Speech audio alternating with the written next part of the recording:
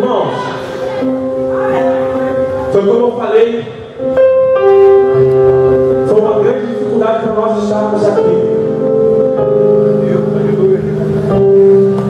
O soprano ficou com febre, o soprano, a outra já estava rouca já, mas nós viemos aqui agradecer o nome do Senhor.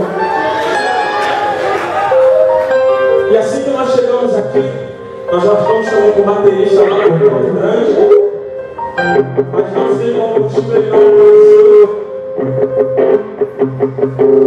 Mas eu não vou deixar de louvar assim, ó. O meu pensamento como maestro, assim como quando eu cheguei aqui, coloquei os pés aqui, que o nosso baterista desde já quero agradecer o irmão, eu falei, não vai dar. Mas o Senhor, Ele tem que estar falando no meu coração aqui, e eu vou obedecer a voz do Senhor. Fala para o meu irmão, ainda há poder no sangue de Jesus. Muitos não creem mais no poder desse sangue, mas ainda há poder no sangue de Jesus, poder para curar, poder para livrar, para te libertar do pecado, quebrar essas algemas. Ainda há poder no sangue de Jesus. E se você crê nessa palavra, eu queria que você declarasse comigo nessa noite.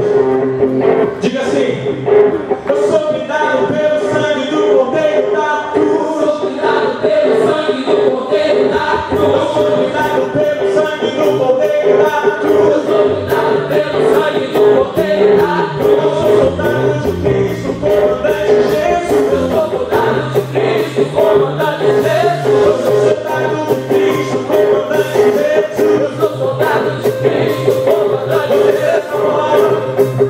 Você crê? Você crê que ele está correndo o sangue de Jesus?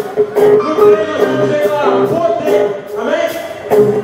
1, 2, 3,